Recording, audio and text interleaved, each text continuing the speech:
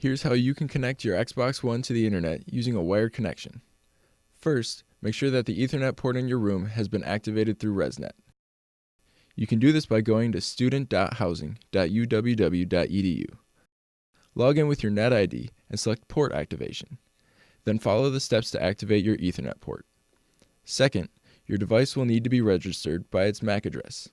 To find the address, go to your Xbox One settings, click on Network, then Advanced Settings. The wired MAC address will be listed there. To register your Xbox One, go to mydevices.uww.edu and log in with your NetID and password.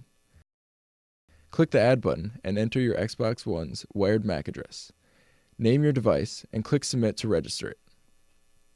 Once your device is registered, you can then plug an Ethernet cable into your device from the activated port. Your Xbox One will then connect itself to the internet. For further questions, you can email us at resnet@uww.edu.